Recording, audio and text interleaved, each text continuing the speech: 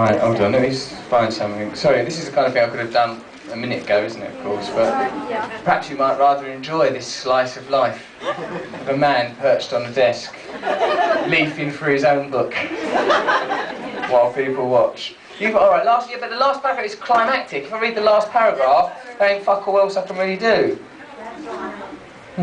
What, darling? That's a good chapter.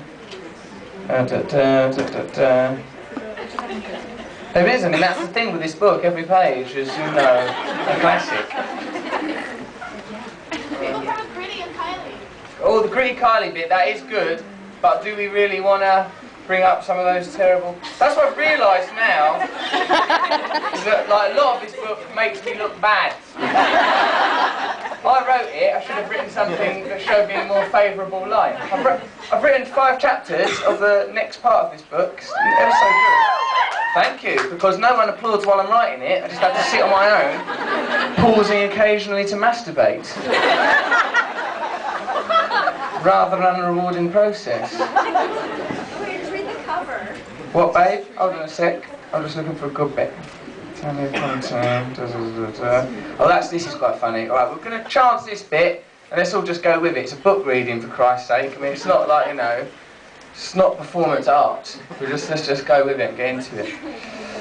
This is called The Eternal Dilemma, this chapter, chapter 12. And then I'll finish it with that last bit, because that concludes things nicely. So now we'll know what to do. We've got an itinerary, we've got nothing to worry about. We've created manageable parameters. Life is suddenly now not just an endless cascade of time, but something we can think of. Right, you know, it's a narrative. That's essentially what's happening. At the age of 16, I was accepted into the Italia Conti stage school. In my first week there, I learned 2 important things. 1, it was full of beautiful girls, and 2, to my astonishment, I found that they liked me. The transition from Grays in Essex to Italia Conti in central London was dramatic. I'd shed the awful baggage of my past reputation, plus loads of weight as a result of the bulimia. Oh, poor kid, Jesus. How did he cope? Suddenly I was rich. In Grays, I didn't possess anything people wanted. I was trying to spend a fantasy currency from an irrelevant island. Sir, I am rich with doubloons, I would announce. Yeah, well, we don't take doubloons. Now fuck off. Drat. And what of these sovereigns? But now at last I was in a land where doubloons were legal tender. It was an economy built on showing off. Although I couldn't sing or dance, in the acting and improvisation classes I was good. The excitement engendered by the magical vista of girls in bras during Bugsy Malone rehearsals was revealed to be as Bostik is to crack. Bostik is a type of English glue for solvent abusers. You could put some Bostik perhaps into a carrier bag, and then you would inhale that, perhaps by a railway track. Tends to be by railway tracks that happens. Like pornography left in parks. Analogue pornography just left in a park. No need for analogue. Who's reading analogue pornography now? Who's having those old-fashioned paper wanks? You might as well go and wank over the Industrial Revolution. Which was a wonderful time in human development. Who among us doesn't appreciate the spinning jenny? It's for reeling cotton.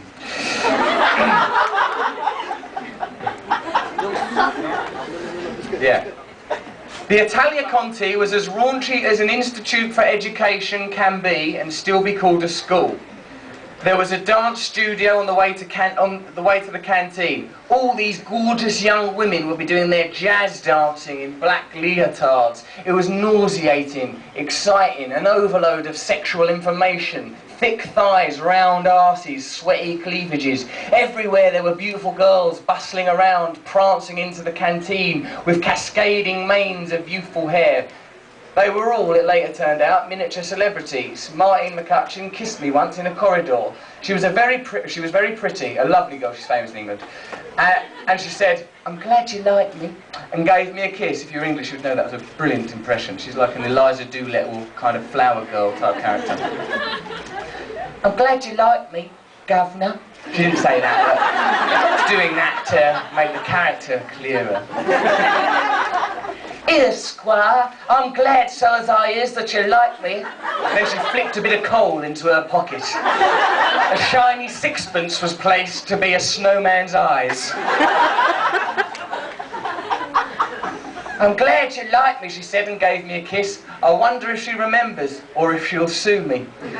This trivial exchange lit up the no man's land of my life like a flare, and that's before she came Tiffany, and I inflated the incident into a festival of bumming for the amusement of the twerps I by then consorted with. "You see Tiffany?" "Yeah, I see her on EastEnders." "Well, let me tell you, I had sex with her." "Oh, really?" "Yeah, and by sex I mean bumming." "Oh, yeah?" "Yeah, right up the old bum."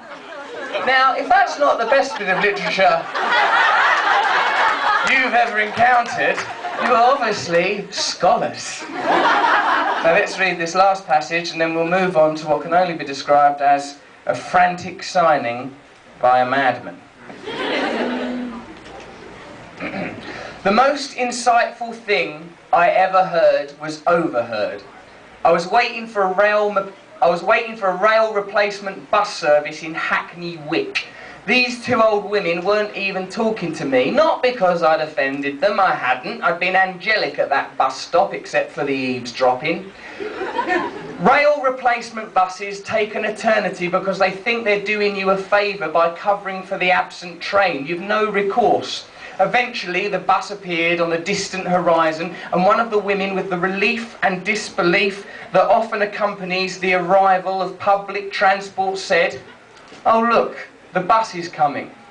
The other woman, a wise woman, seemingly aware that her words and attitude were potent and poetic enough to form the final sentence in a stranger's book, paused, then said, 'The bus was always coming.'"